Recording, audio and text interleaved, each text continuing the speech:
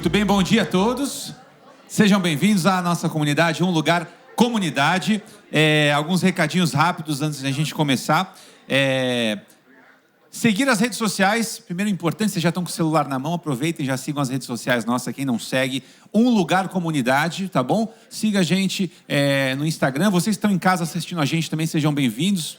Pulei, vocês estão em casa, né? Então vocês também sigam a gente aí de casa, tá bom? No YouTube, se você estiver assistindo a gente, também se inscreva no canal aqui. Para vocês que estão aqui também, se inscreva. Assine o sino de notificações para sempre receber as novidades aí, sempre receber as nossas pregações, nossos momentos aí para todos vocês.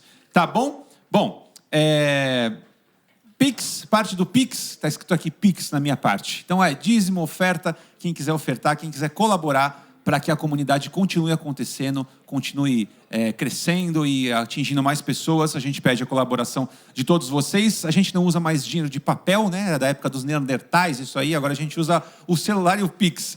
Então, para quem quiser fazer a sua oferta, o seu dízimo, no pix@umlugarcomunidade.com.br, tá bom? A gente também tem no Instagram, no YouTube e no Spotify e Apple Music, os salmos, né, as reflexões diárias sobre o livro de Salmos com o pastor Edson Nunes Júnior, que nem eu sabia, Edson Júnior também, 2 xará. Minha barba não tão bela, mas está aqui também para vocês, tá bom? Todos os dias, reflexões muito legais que o Edson faz sobre os Salmos, tá bom? Pequenos grupos, para quem é de São Paulo, aqui, ou tem parente em São Paulo, vem visitar aqui. Convite para quem se interessar em abrir a casa para receber um PG, para quem não sabe, é o diminutivo de pequenos grupos, né?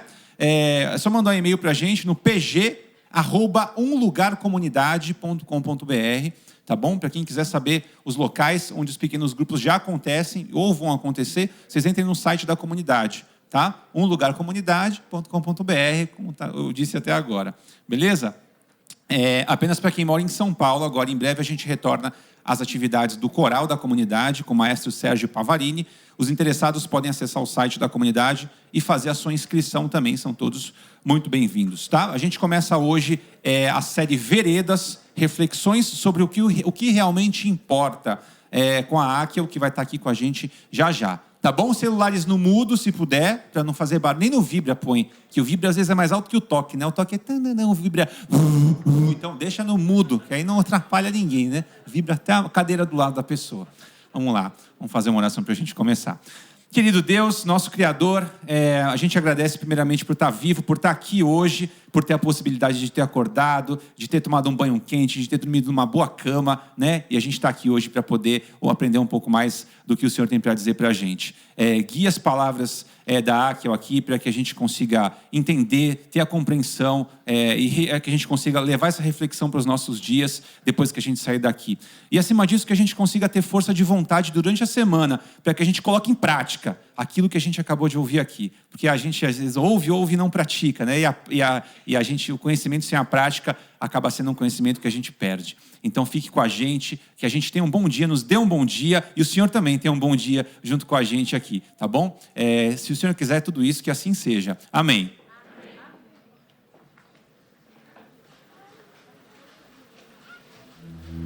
De eternidade em eternidade, grande é o nome do Senhor. Que Ele seja louvado e exaltado, não somente nessa comunidade, mas na minha, na sua vida. Que o nome do Senhor seja honrado todos os dias. Que todo ser que respira, que tem vida, que carrega em si fôlego de vida, que erga sua voz e cante louvores ao nome daquele que tudo fez, que nos criou a sua imagem e semelhança. Vamos todos nos colocar de pé e vamos louvar ao nome do Senhor. Vamos falar e vamos cantar sobre esse amor maravilhoso, esse Deus que nos constituiu a sua imagem e semelhança.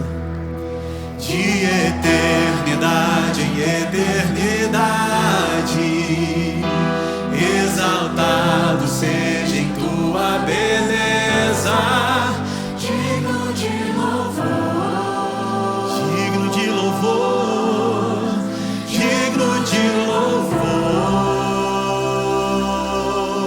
de eternidade em eternidade, de eternidade em eternidade, exaltado seja em tua beleza, digno de louvor. Ele é digno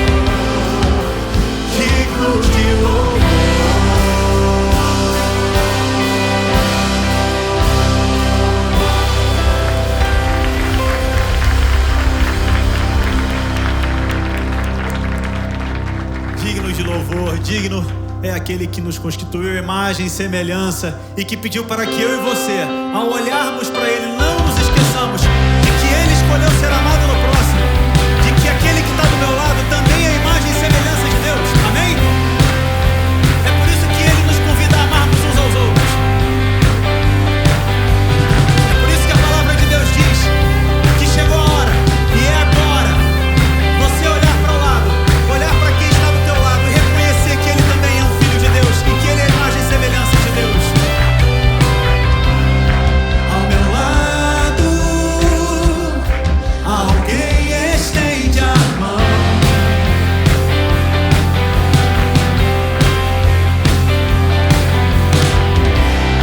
Se me importo, posso ser a solução.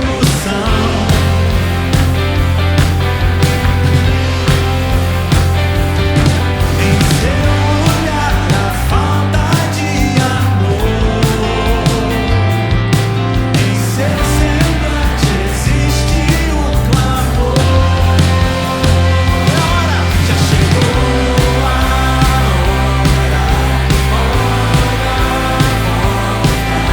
como posso amar e não agir?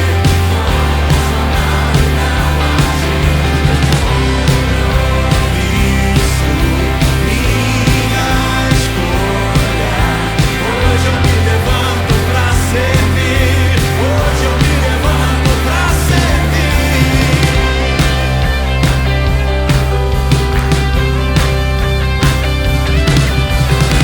Vamos lá! Deus escolhe ser amado em alguém. Mas se nós amarmos, Ele habita em nós. Se amarmos, Ele habita em nós.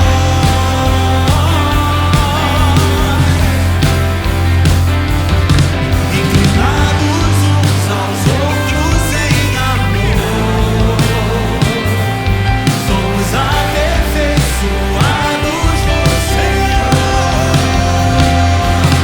Já chegou a hora.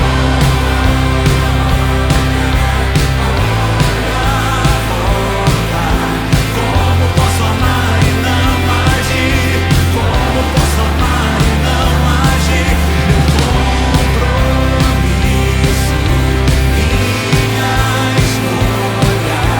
Hoje eu me levanto pra servir. Hoje eu me levanto pra servir.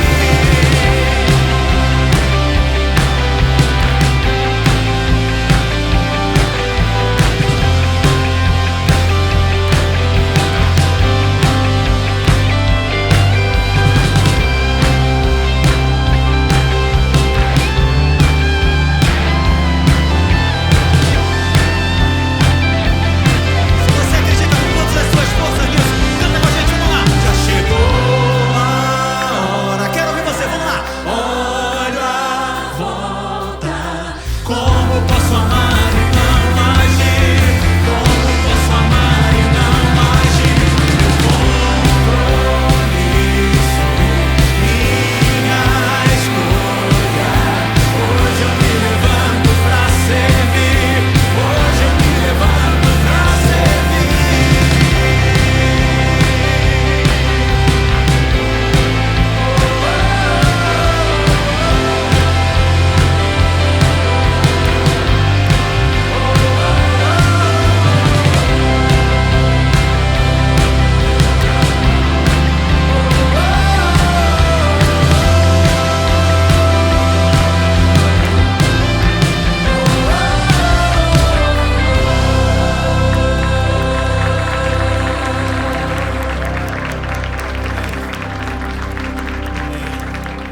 Às vezes a gente se pergunta: como posso eu viver dessa forma? Né? Como posso eu amar ao outro como eu gostaria de ser amado? Nossa tendência é o egoísmo, não é verdade? E aí a gente fica se perguntando: como é possível viver debaixo dessa lógica? E eu queria dizer para você que Deus lhe trouxe aqui para dizer que se nós colocarmos as nossas vidas nas mãos dele, e se nós permitirmos que o Espírito do Senhor faça uma obra na minha e na sua vida, nós seremos capazes de olhar para o nosso próximo e a gente se identificar nele. E a gente querer para ele as mesmas coisas que nós queremos para nós. Que o Espírito Santo venha e faça uma obra na minha e na sua vida de transformação integral, completa. Não há nada igual, não há nada melhor a que se comparar a esperança viva.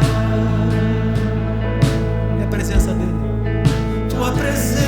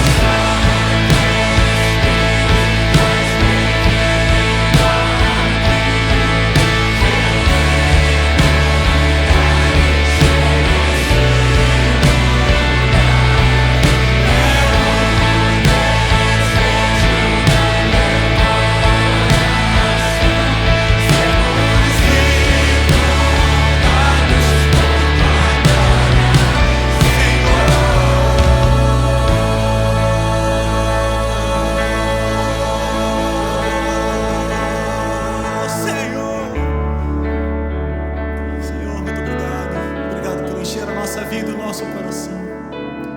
Santo Espírito, és bem-vindo.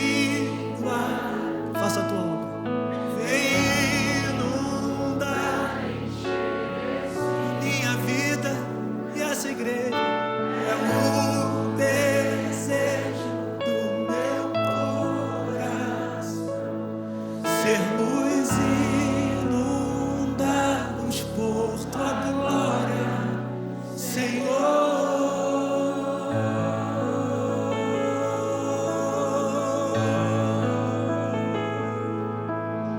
Eterno nosso Deus, que essa oração que a gente acabou de cantar aqui, Senhor, que o Teu Santo Espírito possa inundar a nossa vida, inundar a nossa mente e nosso coração. É por isso que nós te pedimos, Senhor, que o Teu Santo Espírito sopre hoje, que Ele nos guie. Em nome de Jesus. Amém.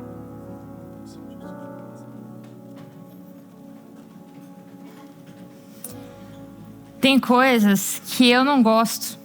E eu não gosto mesmo, eu não gosto de verdade. Quando a gente, sei lá, procura um vídeo e daí a gente está assistindo aquele vídeo porque a gente acha interessante, a gente quer descobrir alguma coisa, e daí quando você espera que a pessoa te diga, te dê uma resposta, ela chega e te oferece um curso para você comprar. Eu tenho uma raiva profunda disso, mas eu sei que a pessoa está ali dando volta e volta, não me falando o que eu quero saber, porque na verdade ela está tentando me convencer de que aquele produto eu realmente preciso. É muito importante. A gente só deseja aquilo que a gente conhece. E a gente vive hoje numa era aí de influenciadores que eles nos oferecem várias necessidades que a gente nem tinha ideia que existiam. Tem um vídeo no YouTube de 4 milhões de visualizações. E esse vídeo é sobre uma ferramenta que corta um pãozinho ali, um bagel, que é um pãozinho em forma de anel, no meio. E daí você pensa assim, nossa, mas olha só os avanços da tecnologia. Só que assim, sinceramente, a não ser que eu seja dona de uma indústria de sanduíche, para que eu quero uma máquina que corte um pãozinho no meio tão rápido assim? E você pode me dizer, mas não é só a questão de você comprar uma máquina, mas é a satisfação, é o prazer de você ver algo ser milimetricamente, exatamente bem feito. E eu sei disso, porque eu também consumo isso. Fico ali horas rodando feed, vendo pessoas fazendo diferentes coisas e memes engraçados. A questão é que a gente nunca foi tão aficionado por telas. Nunca antes. Que o ser humano ele sempre buscou a satisfação dos seus desejos, isso a gente já sabe. Mas será que a gente está vivendo o clímax, quem sabe, da história, de buscar, querer, desejar e ter cada vez mais, e ao mesmo tempo estar cada vez menos satisfeito? É sobre isso que a gente vai conversar aí nas próximas semanas que se seguem. A gente vai conversar nessa série que começa hoje sobre qual que é a proposta do Evangelho. O que será que seria uma vida que vale a pena a gente buscar? Porque a gente tem buscado enlouquecidamente várias coisas, mas qual que é a proposta do Evangelho? Não para a vida futura, não para a eternidade, mas para essa vida aqui que a gente está vivendo hoje. Qual que é o meu papel no mundo? Será que eu tenho cumprido com o meu papel? Será que eu tenho sido responsável por isso? E para a gente se embrenhar aí nessa jornada, nessa nova série, a gente vai utilizar mais 2 livros além da Bíblia. O primeiro deles é O Grande Sertão Veredas, de João Guimarães Rosa, que é um clássico aí não só da literatura brasileira, mas da literatura mundial. E você pode me perguntar, mas para que 3 livros? Porque toda literatura boa, ela trata das questões fundamentais do ser humano. Tem gente que olha para a Bíblia e diz assim, isso daí é um livro de historinha, é um livro de fantasia. Que negócio é esse de cobra que fala? Não existe isso. Não, porque Bíblia é um negócio meio chato, porque tem coisa que repete e eu acho difícil. E tem pessoas que romantizam a Bíblia, tem pessoas que esquecem a Bíblia, e tem muita gente que começa a estudar e logo desiste. Assim como a Bíblia, O Grande Sertão Veredas não é um livro de historinha. Guimarães Rosa ele pegou o que existia de mais pesado e profundo da filosofia alemã de Goethe e ele coloca na boca de um jagunço no meio do sertão de Minas Gerais. e ele vai falar sobre temas extremamente profundos. Também não é um livro fácil de ler. As pessoas elas desistem nas primeiras 100 páginas desse livro. E isso acontece porque a história do Grande Sertão Veredas é alguém contando a sua história para outra pessoa. A nossa memória ela não é linear. Então, você se perde ali na leitura. Ela não é cronológica, não tem capítulos. Eu não tive tantos problemas assim para ler o Grande Sertão, porque, eu não sei se você sabe, mas literatura é um esquema pirâmide, né? Para você entender um livro, você precisa ler outros. Então, antes de ler o Grande Sertão Veredas, eu li um livro muito mais pedregoso, muito mais difícil do que esse, que foi Fausto. Então, porque o Grande Sertão Veredas tem muito a ver com esse livro. E foi um livro extremamente difícil. Então, é a mesma coisa que acontece com a Bíblia, né? Você olha assim, para eu estudar Apocalipse, o que eu faço? Esquema pirâmide. Para eu entender o Apocalipse, eu preciso entender muito bem o Pentateuco, os 5 primeiros livros da Bíblia. Depois eu preciso entender muito bem os livros históricos. Depois eu tenho que passar muito tempo nos livros proféticos. Para depois eu passar ali horas e horas e todos os dias nos evangelhos. Não vai dar tempo de ver Paulo. E quando eu chegar no céu, eu pergunto para Deus sobre o Apocalipse. É mais ou menos assim. É mais ou menos assim. Eu fiz um roteiro que foi um roteiro que não... Foi um roteiro curto, mas que para mim foi longo, porque são 1000 páginas, né? Mas para mim eu senti que foi como se eu estivesse numa trilha. Quando você faz trilha, você passa frio, você passa trabalho, você acorda cedo, você cansa, mas quando você volta para casa você tem o seu chuveiro quentinho, sua cama confortável. Então depois de ler um livro tão pedregoso como Goethe, eu voltei para Sertão Veredas e parecia que eu estava no conforto da minha casa. E o terceiro livro que a gente vai ver, que vai falar sobre esse assunto de qual a vida que a gente deve buscar viver, ele, na verdade, foi uma disciplina da Universidade de Yale, que foi ministrada por Miroslav Volf, que a gente já teve 2 séries aqui sobre esse teólogo, e mais outros 2 professores. Durante essa disciplina, que virou livro, tem até em português o livro que se chama Sobre a Vida e o Viver, eles discutiram qual seria a vida que realmente vale a pena ser vivida. E durante 2 semanas, eles estudavam alguma das tradições religiosas que existem. Então, durante 2 semanas você estudava islamismo, outras 2 semanas você estudava o budismo, outras 2 semanas você estudava algum ramo do cristianismo. Então, eles imergiram em cada uma das tradições e qual seria o correto em cada uma das tradições, qual seria o estilo de vida de cada uma das tradições. Então, a gente vai falar sobre esses 3 livros aqui. Mas... enfim, vocês já sabem que quem vai falar aqui na frente são pastores cristãos. Então, a gente enxerga a vida de acordo com a lente do cristianismo. A gente parte desse lugar, a gente tem esse viés que é o cristianismo. E a primeira pergunta não é tanto sobre...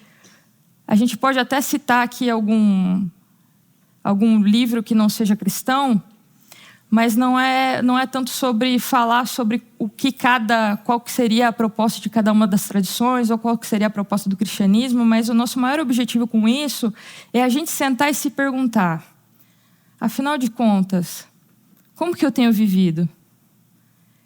Qual que é o meu objetivo? Será que eu tenho vivido de acordo com os valores que eu acredito? Qual que é o meu primeiro pensamento quando eu acordo? Qual que é o meu último pensamento quando eu vou dormir? Sobre o que eu penso a maior parte do tempo? Como é que estão os meus relacionamentos? Será que os meus relacionamentos têm profundidade? Tanto com Deus quanto com as pessoas? Então, a primeira dessas perguntas é que a gente vai tentar responder hoje juntos, aqui pensando juntos, que é: o que vale a pena querer? E para eu tentar pensar o que vale a pena querer, eu preciso saber se eu posso querer alguma coisa, se eu tenho condições de escolher alguma coisa. Tem uma teoria que ela deriva do evolucionismo que diz que os organismos vivos eles vão escolher os seus parceiros, a sua moradia e o seu alimento de acordo com o código genético. Então, as minhas escolhas, na verdade, são reações bioquímicas. Eu posso ter escolhas deterministas ou aleatórias, mas nunca livres. Livre-arbítrio não existe. Então, o Yuval Noah Harari ele vai dizer assim que é como se os organismos eles fossem algoritmos. O que seria um algoritmo? Um algoritmo é uma sequência de passos. É como se fosse ele vai dizer que é como se fosse uma receita. Por exemplo, a receita de você fazer café. Você moe os grãos de café, você esquenta a água até determinada temperatura. Esses são os passos. E através desses passos, que é o algoritmo, eu posso prever as decisões que serão feitas, porque eu já coloquei os passos ali. Então, eu posso até modificar algum ingrediente ou outro. Além do café, eu posso colocar leite, eu posso colocar cacau. Vai modificar, mas a diferença é muito pouca. No final vai ser café. Eu posso automatizar esse processo e criar uma máquina de café. Mas você vai ver que na máquina de café eu não tenho tantas opções assim. Eu tenho um número limitado de opções. E é isso que essa teoria diz, que a gente tem um número limitado de opções. Então vai ser ali, ou é expresso, ou é moca, ou é cappuccino, no final é tudo café. A não ser que você coloque açúcar, daí você está criando um outro tipo de bebida aí contra todas as leis humanitárias e as leis da ciência. Daí é outro, aí a gente está falando. Daí ele fala assim, ó, do mesmo jeito que essa máquina de café, o algoritmo de se fazer café, ele é definido pelas engrenagens mecânicas e as correntes elétricas, o ser humano, as escolhas do ser humano são determinadas pelas sensações, pelas emoções. É isso que vai determinar as escolhas do ser humano. Então, a gente não tem tanta liberdade assim. E o ser humano ele se organiza em redes.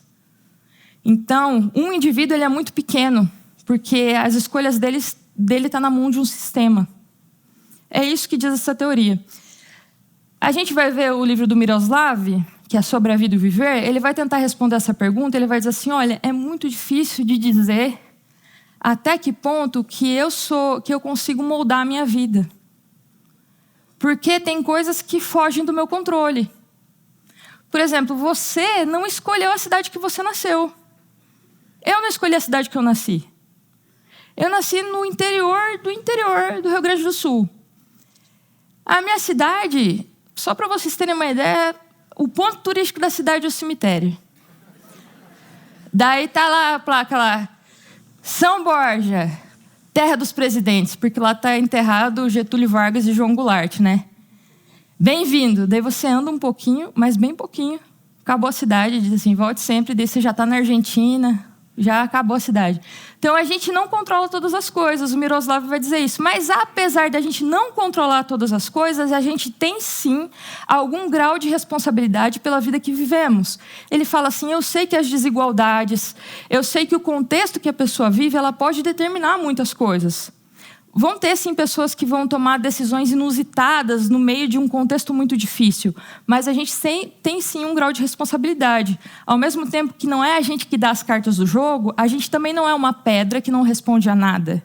Até mesmo as pessoas que têm algum tipo de enfermidade, algum tipo de falha cognitiva, elas não são menos humanas por não terem tanto poder de escolha. E agora a gente vai... Olha, são 3 livros, né, gente? Grande Sertão Veredas. O que o Grande Sertão Veredas fala se a gente pode escolher ou não? O Grande Sertão Veredas ele difere muito da literatura da época. A literatura da época do Grande Sertão, por exemplo, esse é o Grande Sertão de Guimarães Rosa. Se a gente for ver o Grande Sertão de Graciliano Ramos, ele vai falar...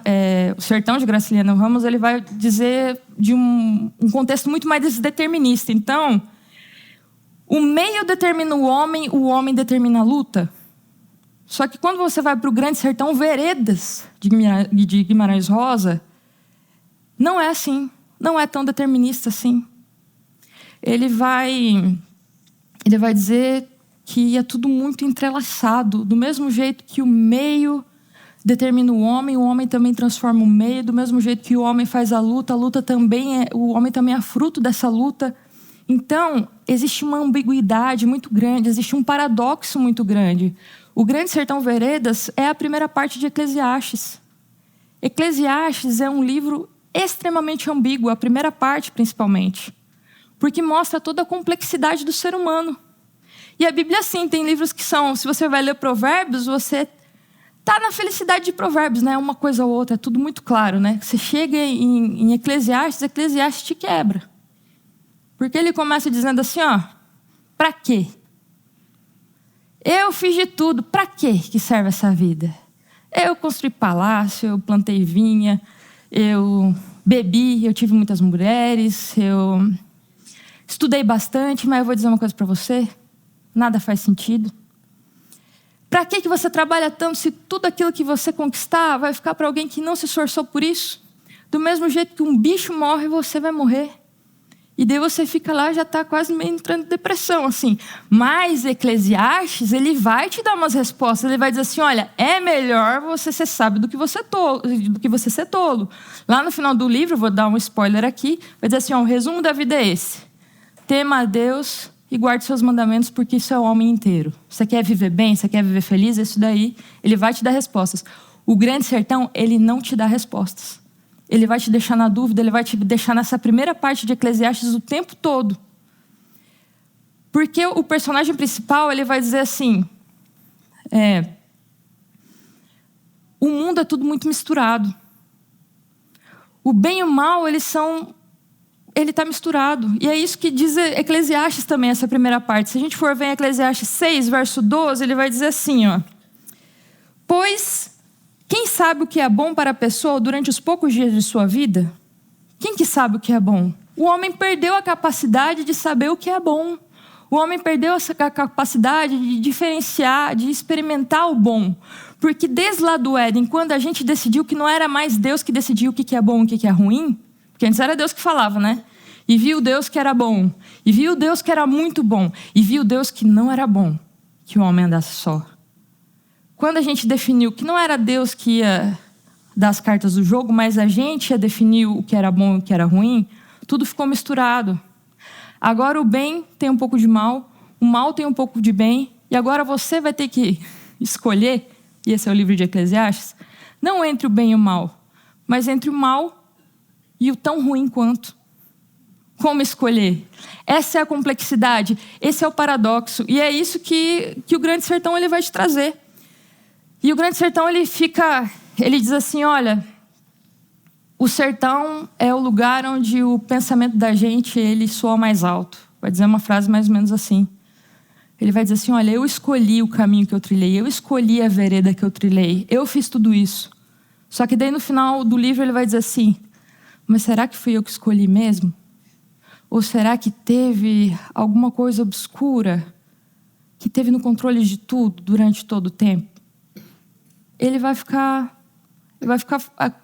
fazer com que a gente fique nessa dúvida. O personagem principal, ele vai ter que fazer uma escolha muito importante. Ele vai ter que escolher entre o amor ou o poder. E ele escolhe o poder.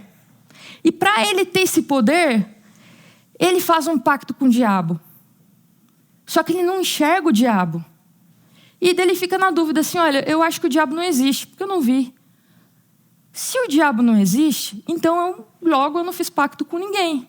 Se eu não fiz pacto com ninguém, então eu não sou culpado de nada. Ai, tá tudo bem comigo. Só que ele fica nessa dúvida. O diabo não existe, mas o mal é palpável. Eu consigo ver a maldade. Ele vai deixar a gente nessa dúvida, nessa ambiguidade. Tem uma entrevista que eu gosto muito que eu acho muito interessante, do Antônio Cândido, que é um grande crítico da literatura brasileira. Ele foi falar com Guimarães Rosa e com mais outro cônsul, que Guimarães Rosa, além de escritor, ele era diplomata também, né? De Antônio Cândido chegou lá e estava falando da ideologia do Congresso e estava falando assim, olha, essa daqui é a minha posição política, porque eu acho que isso daqui é o melhor para o mundo, é o melhor para o Brasil. Daí o Guimarães Rosa olhou para ele e falou assim, olha, o que você falou tem lógica, eu até posso concordar com você, mas isso não é tão importante assim. A única questão fundamental do ser humano é saber se Deus existe ou não. E isso me deixa assim, encantada, porque se Deus existe, eu preciso viver de alguma forma. Se Ele não existe, eu preciso viver de outra. Eu fico nesse dilema quando eu olho para Guimarães, porque essa dúvida ela não permeia, ela não povoa só o livro dele, povoava ele por inteiro também. Deus existe ou Deus não existe? E agora, o que eu faço com isso? Se a gente for olhar para dentro do cristianismo, a gente vai ter diferentes correntes. Algumas que vão dizer assim, que a gente é destinado a algumas coisas, e outras vão dizer que não, que na verdade a gente não é destinado a nada, que a gente escolhe o nosso próprio caminho.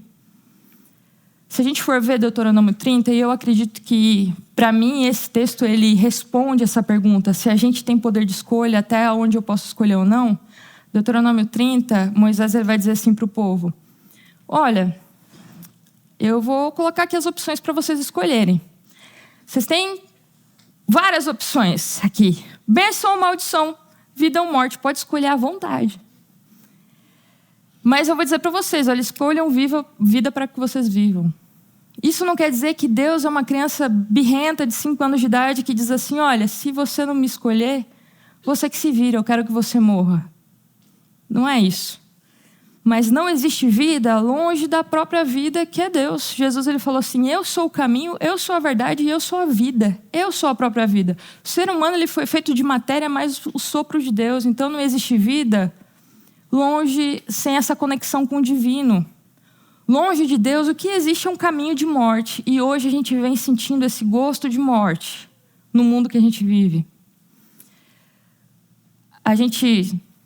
Enfim, agora a gente definindo que a gente tenha algum tipo de escolha entre vida e morte, mas que, quem sabe, é difícil de discernir porque o mundo é complexo, a gente vai ver se eu posso escolher o que eu quero, o que vale a pena querer, né? O mote que tem movido a humanidade até aqui, ou a maioria das propagandas, desde que eu me conheço por gente, o que importa é ser feliz. Isso vai ser passado aí na maioria dos filmes. Olha, o que importa é você ser feliz. Você está feliz? Então está tudo certo. Só que a gente tem na história pessoas que não escolheram felicidade. A gente tem... O que a gente vê, né? Tipo assim, qual que seria a vida ideal? Qual que seria a vida plena? Seria uma vida longa, uma vida saudável, uma vida feliz. E tiveram pessoas que não escolheram uma vida longa, não escolheram uma vida saudável e nem tampouco escolheram uma vida feliz. Uma delas, você com certeza conhece, que é Martin Luther King. Ele morreu com 39 anos. E quando ele estava em Memphis, ele fez uma série de escolhas impopulares. Ele começou a criticar a guerra do Vietnã, ele começou a criticar a segregação racial. E um dia antes da morte dele, ele sabia que 75% dos entrevistados lá eram contra a presença dele em Memphis. Ele falou assim, olha, alguns anos atrás, eu levei uma facada no peito e eu quase morri. E eu sei que a minha vida ainda corre perigo. Só que ele falou essas palavras aqui no último discurso dele. Ele diz assim, como todo mundo, eu gostaria de ter uma vida longa. A longevidade tem o seu valor. Mas no momento, eu não estou preocupado com isso. Eu só quero fazer a vontade de Deus. Martin Luther King, ele viu a luta pela igualdade como algo mais importante do que a própria duração da vida. Ele poderia ter deixado a vida pública e ele poderia ter vivido mais tempo. Mas ele encontrou nessa luta algo que transcendia a própria existência dele. Algo que era mais importante do que a felicidade. A felicidade, ela não é a única opção, o único tipo de vida, e quem sabe ela também não seja a melhor opção. E eu digo isso pela história de Jesus. A gente olha lá em Mateus 11, eu estou falando de muitos versos aqui, mas depois vocês vão lá olhando, né? Porque são muitos versos. Em Mateus 11, João Batista ele foi preso e ele pede para que os seus discípulos vão lá perguntar para Jesus se Jesus era Jesus mesmo ou eles deveriam esperar por outro, né? E Jesus responde assim, olha, digam lá para João Batista que os cegos veem, que os surdos ouvem, que aos pobres está sendo pregado o evangelho. Feliz é aquele que não encontra em mim pedra de tropeço. Jesus ele fala para João Batista, olha, tá tudo certo. Eu sou eu mesmo, eu sou o Messias mesmo. E daí você se pergunta assim, mas por que João Batista ele fala para os seus discípulos perguntarem isso para Jesus? Se João Batista ele tinha tanta certeza, ele falou antes assim, olha, eis o Cordeiro de Deus que tira o pecado do mundo. Ele tinha certeza que Jesus era Jesus. Por que agora parece que ele está em dúvida? Porque agora, como que Jesus é Jesus se ele não realiza os meus sonhos? Como que Jesus é Jesus se eu estou na prisão? Que Jesus é esse? E a gente fica que nem os discípulos de Jesus e o próprio João Batista. Porque Jesus ele fala assim, não, olha, o seu ministério aqui, João Batista, foi um sucesso. Ele dá um baita elogio para João Batista em Mateus 11, ele vai comparar, ele vai dizer assim, olha, João Batista foi a resposta das profecias que estão lá em Isaías e lá em Malaquias. Foi sucesso. Mas como que vai ser sucesso se daqui 3 capítulos João Batista vai morrer e depois o próprio Jesus vai morrer? E adivinha o que Jesus ele promete para os seus discípulos? Eu não queria te frustrar essa manhã, mas Jesus promete para você uma coisa que você pode ter certeza que você vai ter. Morte. Ele te promete perseguição e morte. O chamado de Jesus para você é um chamado para morrer. Olha só que bonito. E daí você, porque vários versículos vai dizer assim, olha, você quer me seguir? Então negue-se a si mesmo, tome a sua cruz e me siga. Assim como eu for perseguido, adivinhe, vão perseguir você. Jesus, ele te promete cruz, Jesus, ele te promete morte. Mas daí você fica, mas como assim que ele me promete morte? Se em João 10:10 assim, eu vim para que vocês tenham vida e vida em abundância. Afinal, é a morte e a vida. O que Jesus está me prometendo aqui? Está vendo o paradoxo?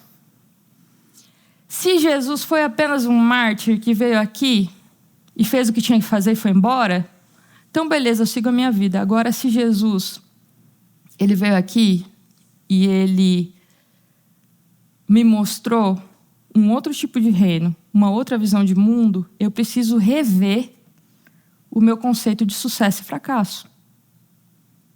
Quem sabe o que seja sucesso para alguns, não seja sucesso para Deus. Quem sabe o que seja vida para alguns, não seja vida para Deus. Quando a gente fala em morte, né, eu vejo, tem muitos sermões sobre, tome sua cruz. Então, o que seria tomar sua cruz e negar a si mesmo? Nossa, eu estou com vontade de comer chocolate, eu preciso negar a mim mesmo, então agora eu não vou comer chocolate.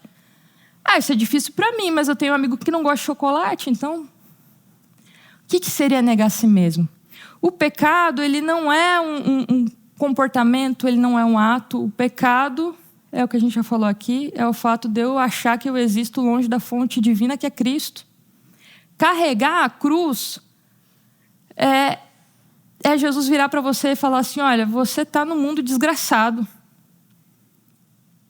Você está num mundo de pessoas que não vão amar você, que vão odiar você, porque você seguir o caminho de Jesus é você ir contra a base da sociedade, que é uma base de injustiça, de privilégios. Então, você tem que ser amigo das pessoas certas, você tem que falar de um jeito que agrade as pessoas certas. E Jesus falou assim, olha, não é assim. Você quer amar as pessoas? Ele usa até palavras duras, né? Quem amar o seu pai e a sua mãe mais do que eu, não é digno de mim. E aí você pensa assim, mas agora eu vou ter que brigar com a minha família? Não é isso, não é que eu tenho que amar menos meu pai e minha mãe. É que quando eu amo a Cristo, é aí que eu posso amar de verdade. Porque o amor de Deus é o amor incansável. É aquele que ama quem não merece. E não pense você que vivendo desse jeito você vai atrair só amigos, porque você vai ir contra a base dessa sociedade. Então carrega a sua cruz, meu filho, você está num mundo desgraçado.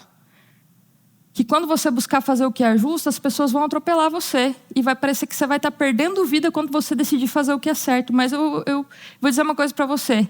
Mesmo vivendo nesse mundo desgraçado, não se dobre a essas coisas. Carrega a sua cruz. Seja íntegro. Viva a vida que eu estou dizendo para você viver.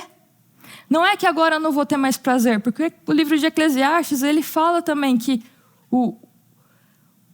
a vida é a gente aproveitar os pequenos momentos. É comer e beber. É você viver, passar a sua vida ao lado das pessoas que você ama. É você gastar o seu salário em coisas que te dão prazer. Não é você ter grandes conquistas, mas a nossa vida é feita dessas pequenas coisas. Mas para que eu devo morrer? O que significa morte e o que significa vida? Eu preciso morrer para uma vida que me faz enxergar o outro não como indivíduo, mas o outro como um objeto, como uma extensão de mim. Então eu uso o outro para qualquer coisa, porque o que vale é eu ser feliz, o que vale é eu satisfazer os meus desejos. E quando eu olho para Jesus, eu vejo uma vida de entrega. Não é que agora eu preciso ser mártir, agora eu preciso correr para morrer cedo, morrer rápido. Essa não é a proposta de Jesus, mas ele me dá uma outra proposta de vida. E para terminar, eu queria lembrar vocês uma figura icônica, que é Paulo em 2 Coríntios, que ele fala assim: olha, eu fui preso várias vezes, eu apanhei 3 vezes com vara, eu fui apedrejado uma vez, eu sofri 3 naufrágios, eu fiquei na mão de assaltantes, eu fui traído pelos meus amigos, passei fome, frio, nudez. E você vai lendo 2 Coríntios e diz: meu Deus, mas passou tudo isso, eu já desistiria por muito menos. Mas ainda assim não desanimamos. Daí você pensa assim: Paulo é louco, né? Daí ele fala assim: vocês acham que eu sou louco? Eu tenho uma coisa para contar vantagem para vocês. E sabe o que eu tenho para me gloriar? Sabe o que eu tenho para contar vantagem para vocês? Eu me glorio nas minhas fraquezas. E você pensa assim: realmente ele é muito louco, porque não tem lógica nenhuma. Porque quando eu sou fraco, é que eu vejo como Deus é forte. Eu estou em busca das coisas invisíveis, porque as coisas invisíveis são as que têm peso de eterna glória. Tem uma frase de Eliot que fala assim: acreditar no sobrenatural é crer que o sobrenatural é a maior de todas as realidades. Que eu e você, a gente torne o sobrenatural, o mundo invisível, manifesto para as pessoas que a gente encontrar. Que a gente possa carregar essa cruz, que é viver num mundo de pessoas que vão odiar a gente, sem motivo nenhum, que vão querer pisar na gente, que a gente possa amar os não amáveis, porque a gente também não é muito amável, mas a gente foi muito amável por Deus. Não sei quais são as veredas, qual é o leque de escolhas que você tenha, mas que você possa escolher morrer para esse mundo e viver para um outro tipo de mundo, para uma outra realidade. Senhor, nosso grande Deus, eu te agradeço aqui porque o Senhor nos deu um outro plano de vida, o Senhor nos deu um outro conceito de sucesso. E eu te peço, Senhor, que a gente consiga viver por essa complexidade que é o mundo agora, mas viver com a certeza de que o Senhor tem nos guiado, viver com certeza, Senhor, de que existe algo maior do que nós, existe uma proposta melhor do que ter um apartamento, ter um carro. Esse mundo, ele é muito pobre de sentido, pobre de propósito, Senhor.